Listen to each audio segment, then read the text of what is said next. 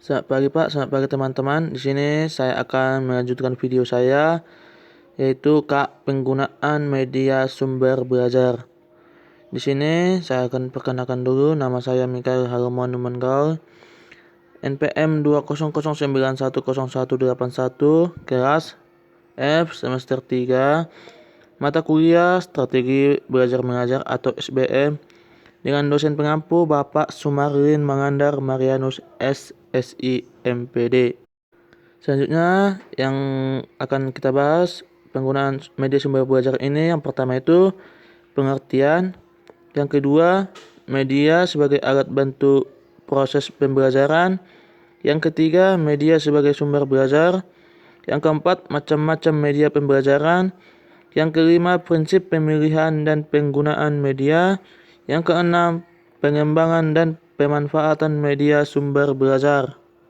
Di sini yang akan saya jelaskan yaitu satu, pengertiannya.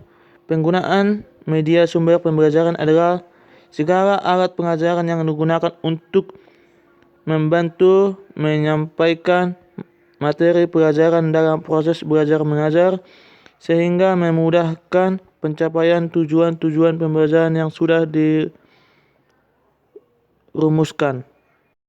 Yang kedua itu yang akan saya jelaskan, media sebagai alat bantu proses pembelajaran. Media pembelajaran dapat dikatakan sebagai alat bantu pembelajaran, yaitu segala sesuatu yang dapat dipergunakan untuk merangsang pikiran, perasaan, perhatian, dan kemampuan atau keterampilan peserta didik sehingga dapat mendorong terjadinya proses belajar. Yang ketiga itu yang saya akan jelaskan yaitu media sebagai sumber belajar.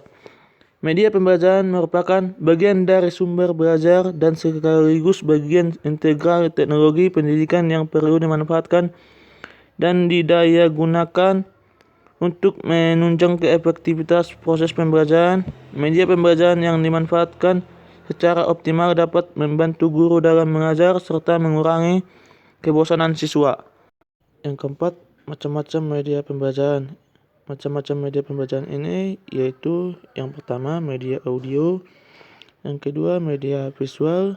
Media visual ini ada dua, yaitu media visual diam dan media visual gerak. Yang ketiga media audio visual dibagi dua, yaitu media audio visual diam dan media audio visual gerak. Yang keempat media serbaneka, yang kelima gambar fotografi, yang keenam peta dan globe. Di sini saya akan menjelaskan yang pertama itu media audio.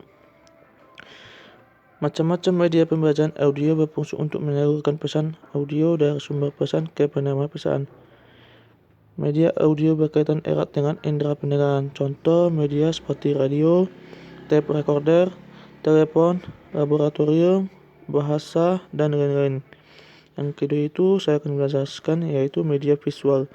Macam-macam media pembelajaran visual adalah media yang hanya mengandalkan indera penglihatan. Jenis media pembelajaran visual penampilan materinya dengan menggunakan alat proyektor atau proyeksi. Pesan yang akan disampaikan dituangkan ke dalam bentuk-bentuk visual. Selain itu, fungsi media visual juga berfungsi untuk menarik perhatian, memperjelas sajian ide, menggambarkan fakta yang mungkin dapat mudah untuk dicerna dan diingat jika disajikan dalam bentuk visual. Macam-macam media pembelajaran visual ini dibedakan menjadi dua, yaitu media visual diam dan media visual gerak.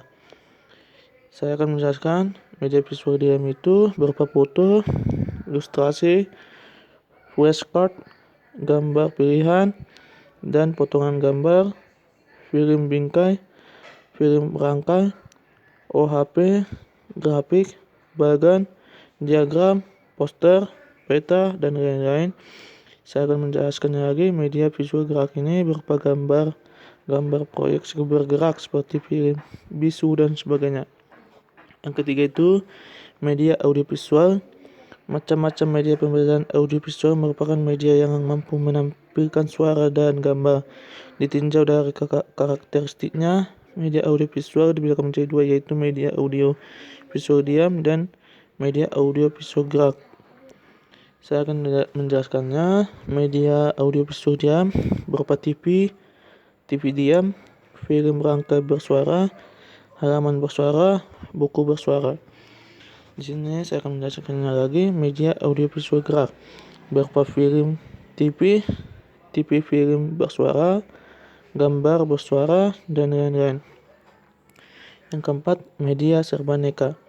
Macam-macam media pembelajaran serbaneka merupakan suatu media yang disesuaikan dengan potensi di suatu daerah, di sekitar sekolah, atau di lokasi lain, atau di masyarakat, yang dapat dimanfaatkan sebagai media pengajaran. Contohnya, papan tulis, media 3 dimensi, realita, dan sumber belajar pada masyarakat.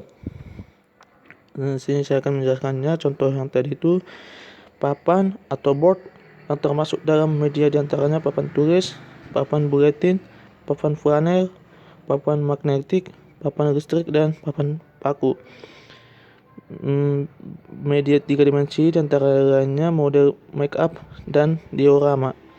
Realita adalah benda-benda nyata seperti apa adanya atau aslinya. Contoh pemanfaatan realit, misalnya guru membawa kelinci, burung, ikan, atau dengan mengajak siswanya langsung ke kebun sekolah atau ke peternakan sekolah. Sumber belajar pada masyarakat di antaranya dengan karya wisata dan berkemah. Yang kelima, gambar fotografi. Gambar fotografi diperoleh dari beberapa sumber, misalnya dari surat kabar, lukisan, kartun, illustri. Foto yang diperoleh dari berbagai sumber tersebut dapat digunakan oleh guru secara efektif dalam kegiatan belajar mengajar dengan tujuan tertentu.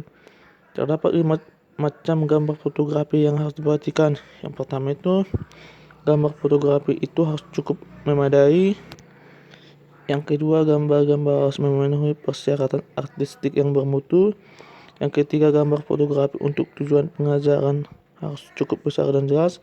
Yang keempat, validitas gambar, yaitu apakah gambar itu benar atau tidak.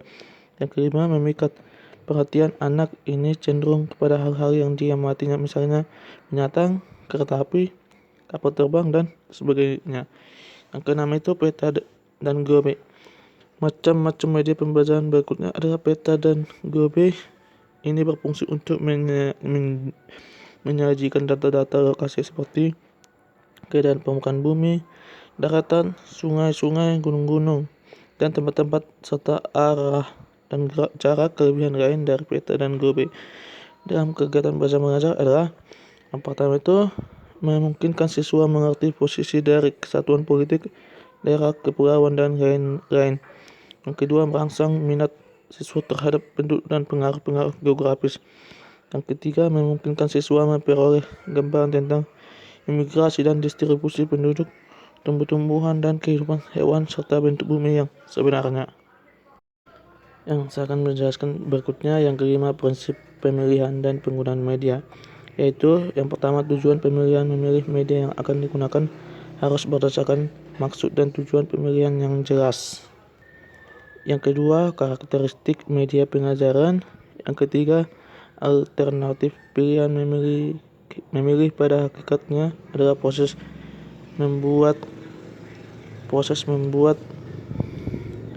keputusan dari berbagai alternatif pilihan.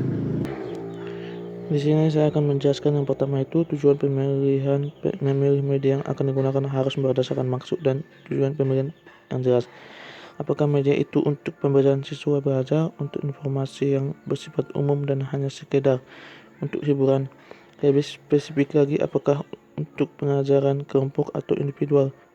Tujuan pemilihan ini berkaitan dengan kemampuan berbagai media.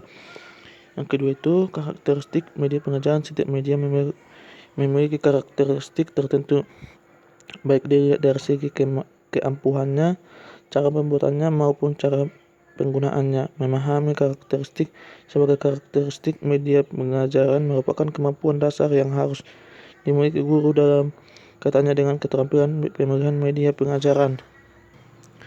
Yang ketiga itu alternatif pilihan. Memilih pada hakikatnya adalah proses membuat keputusan dari berbagai alternatif pilihan. Guru bisa menentukan pilihan media mana yang akan digunakan apabila terdapat beberapa media yang dapat diperbandingkan. Selain prinsip di atas,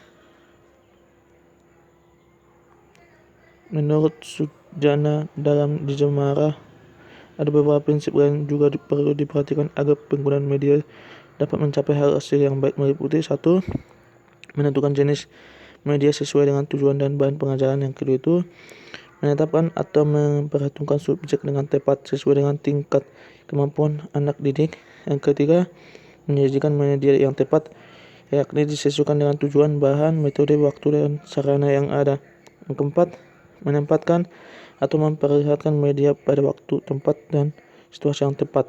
Artinya kapan dan dalam situasi mana pada waktu mengajar digunakan. Tentu saja tidak setiap saat atau selama proses belajar mengajar terus-menerus memperlihatkan atau menjelaskan sesuatu dengan media pengajaran. Yang keenam, pengembangan dan pemanfaatan media sumber belajar. Pengembangan media pembelajaran adalah suatu usaha penyusunan program media pembelajaran yang telah tertuju pada perencanaan media. Pemanfaatan media sumber belajar.